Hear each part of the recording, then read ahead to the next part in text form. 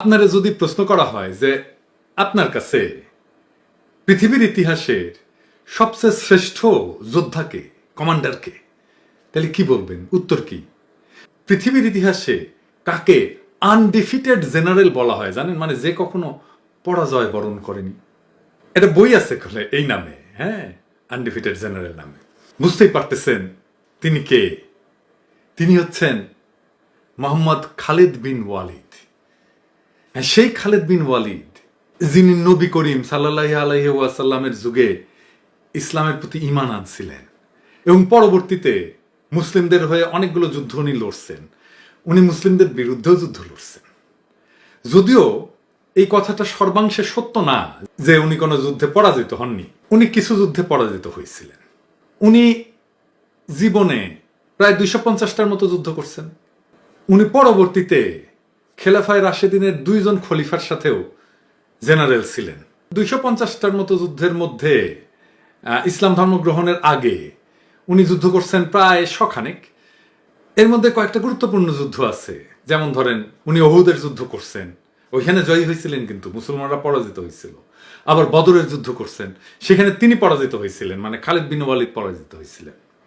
আর ইসলাম গ্রহণের পরে যুদ্ধ করছেন 100টার বেশি। কিন্তু গুরুত্বপূর্ণ জিনিসটা কি জানেন? সবচেয়ে গুরুত্বপূর্ণ জিনিসটা হচ্ছে যে ইসলাম গ্রহণের পরে তিনি যে যুদ্ধগুলো করছিলেন কোনোটাই তিনি হারেন নাই, সবগুলোতেই উনি জয়ী হয়েছেন, পরাজিত হন নাই। উনার যা যা পরাজয় হয়েছিল যুদ্ধে সেটা ইসলাম গ্রহণের আগে। সেজন্যই উনারে বলা হয় আনডিফিটেড জেনারেল। উনারা নাম দেওয়া হয়েছিল সাইফুল্লাহ, মানে আল্লাহর তরবারি। তবে উনি সেরা জেনারেল হওয়ার পিছনে কারণটা কি? আপনাদের মনে প্রশ্ন আছে না? হ্যাঁ, অনেকে হয়তো বলবেন উনি আল্লাহর রহমত পাইছেন। অবশ্যই সবাই পায়, অন্য সব জেনারেলরাও পাইছেন যারা ইসলামের পক্ষে যুদ্ধ করছেন, তাই না? রহমত সবার জন্যই প্রযোজ্য। উনার ক্ষেত্রে বিশেষ কি বিষয়টা ছিল যার জন্য উনি কখনোই হারেন নাই? এই কেনর মধ্যে লুকায় আছে এক মহাসত্য, এক বিশাল জীবন দর্শন। কি সেটা? আজকের আলোচনা ওইটা নিয়ে।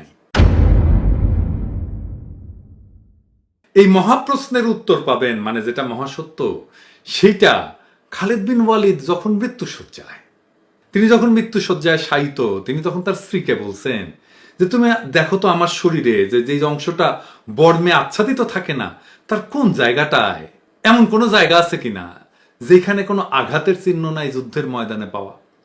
ওনার স্ত্রী বললেন, না, আপনার শরীরে এরকম কোনো জায়গা নাই। তার মানে ওনার পুরাটা শরীর জুড়ে শত্রুপক্ষের আঘাতের চিহ্ন ছিল। তো এই কথা শোনার পরে খালিদ বিন ওয়ালিদ ওনার স্ত্রীকে নাকি দুঃখ করে বলছিলেন যে জানো, আমি ইসলাম গ্রহণের পরে যতগুলো যুদ্ধ করছি, যতগুলো যুদ্ধে গেছি, প্রত্যেকটা যুদ্ধের সময় আমার নিয়ত ছিল, মনের ইচ্ছা ছিল, আমি যেন এই যুদ্ধের ময়দানেই শহীদ হই, আমার শহীদের মৃত্যু যেন কবুল হয়।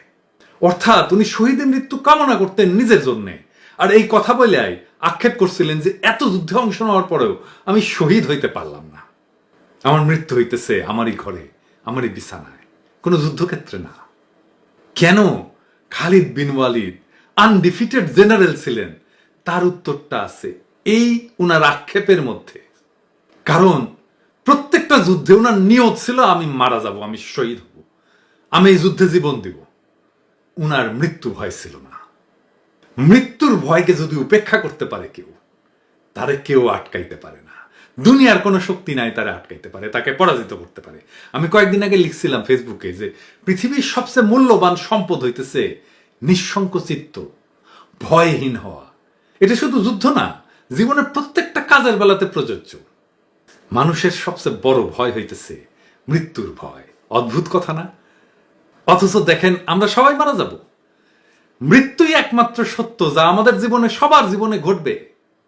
এই মৃত্যুর ভয়কে উপেক্ষা করতে পারলে, ভয় ছাড়া, দ্বিধা ছাড়া কেউ যদি কোনো কাজ করতে পারে, সেই কাজে তার সামনে কেউ দাঁড়াইতে পারবে না। এই জন্যেই খালিদ বিন ওয়ালিদ আল্লাহর তরবারি হইতে পারছিলেন, সাইফুল্লাহ হইতে পারছিলেন। অসীম সাহস আর শত্রুপক্ষের কাছে হইয়া উঠছেন এক দানবীয় অপরাজেয় বীর যোদ্ধা হিসেবে। যুদ্ধে জিততে হলে, সেটা জীবনের যুদ্ধ হোক, রাজপথের লড়াই হোক, রাজনৈতিক সংগ্রাম হোক, যুদ্ধে জিততে হইলে নির্ভীক হইতে হয়, নির্ভয় হইতে হয়, ভয়হীন হইতে হয়, সর্বোচ্চ ত্যাগের চিন্তা মাথায় নিয়ে লড়াই করতে হয়। তাহলেই লড়াই কামিয়াব হওয়া যায়, তাহলেই প্রতিপক্ষ বাধ্য হয় নতজানু হইতে, পরাজয় মাইনা নিতে।